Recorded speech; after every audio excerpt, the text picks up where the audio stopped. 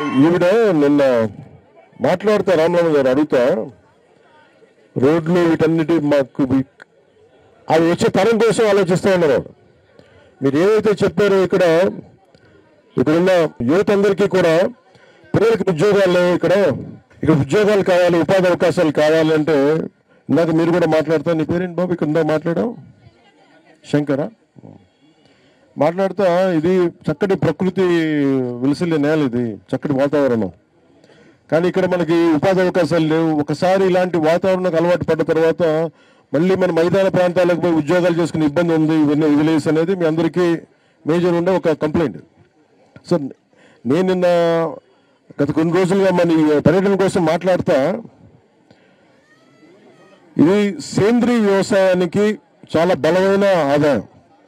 So దీంట్లో community స్థలాలు, suppose ఇక్కడ మన కురిడి గ్రామంలో మన పంచాయతీకి సంబంధించి ఎన్ని ఎకరాలు ఖాళీగా ఉంది అంటే, నేను ఏదో ఒక ఉదాహరణకి మన కలెక్టర్ దినేష్ గారు చెప్తా ఉంది ఏంటంటే 400 ఎకరాల పైన ఉందని.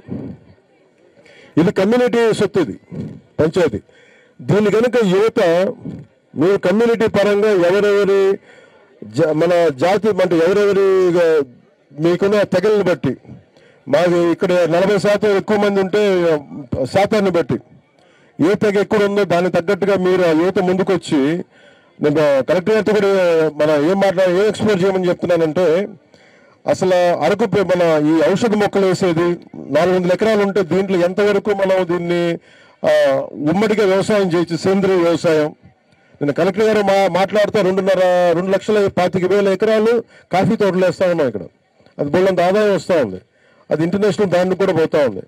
కరెక్ట్గా నిన్న మన ముఖ్యమంత్రి గారి కాన్ఫరెన్స్లో కూడా మాట్లాడితే 1,00,000 ఎకరాలు అదనంగా దీన్ని చేయగలం. దీని మీద చేస్తే మన పోడు భూములు కానీ, జిరాయితీ భూములు కానీ, పోడు పట్టాలు కానీ, జిరాయితీ పట్టాలు కానీ ఉన్నాయి, గుర్తించారని. సో దీనివల్ల ఏం జరుగుద్ది అంటే, మీరు కనుక పని చెయ్యాలి అని అనుకుంటే మటుకు ఖచ్చితంగా దీనికి ఒక ఆదాయం వచ్చే మార్గాలు ఉన్నాయి, ఉపాధి వచ్చే మార్గాలు ఉన్నాయి. మనం ఈరోజు కూడా ప్రభుత్వంలో కష్టం ఏంటంటే, మనం పని చేయకుండా డబ్బులు రావాలి అంటే డబ్బులు రావు. నాలాంటి పని చేస్తేనే డబ్బులు వస్తాయి. పని చేయకుండా మనం కూర్చోబెట్టి ఒక్కటి చాలా స్పష్టంగా ఉంది.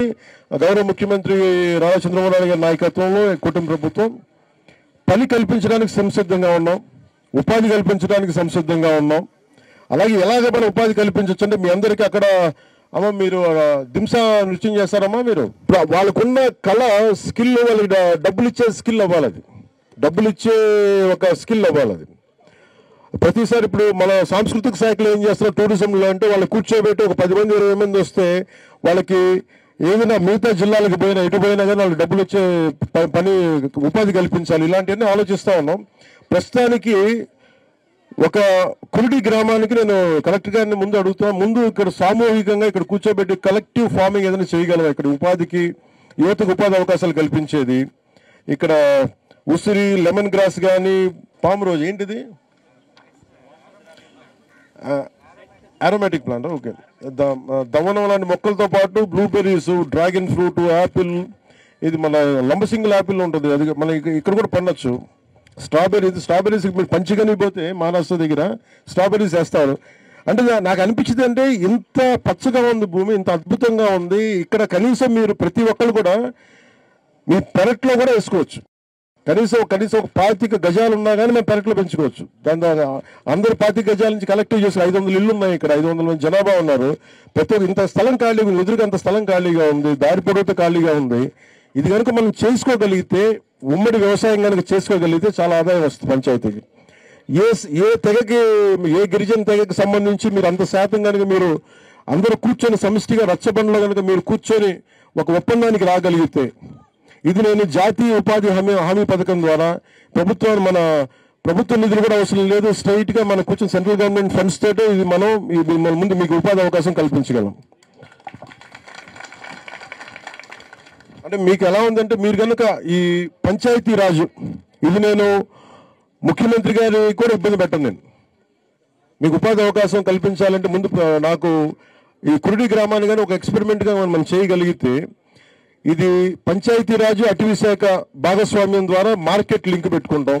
మీరు ఇక్కడ ఏం పంట పండించినా కానీ తీసుకెళ్లి మనం విశాఖపట్నంలో మన మార్కెట్లో అమ్ముకునేలాగా, అటు నుంచి ఎక్స్పోర్ట్ చేసుకునేలాగా ఉన్నతాధికారులందరితో కూడా మాట్లాడుతూ ఉంటే ప్రిన్సిపల్ సెక్రటరీ శశిభూషణ్ గారి దృష్టి కూడా తీసుకొస్తున్నాను. I think sir we can link this with nation NREGA scheme no sir. Backyard horticulture. మీ ఇల్లు వెనుక భాగంలో ఉన్న ఖాళీ స్థలంలో ఏదైనా ఒక హార్టికల్చర్ మామిడి ఉండొచ్చు, ఇంకా వేరే ప్లాంట్స్ కూడా కావచ్చు. మీ ఏరియాలో ఏ ప్లాంట్ మంచిగా వస్తుందో ఆ ప్లాంట్ ఆ చెట్టు పెంచే కోసము ఒక మీ ఇల్లు వెనుక ఉన్న భాగంలో బ్యాక్ యార్డ్ హార్టికల్చర్ పేరుతో ఏమైనా టేకప్ చేస్తే sir we will be able to support under ఉపాధి హామీ సార్.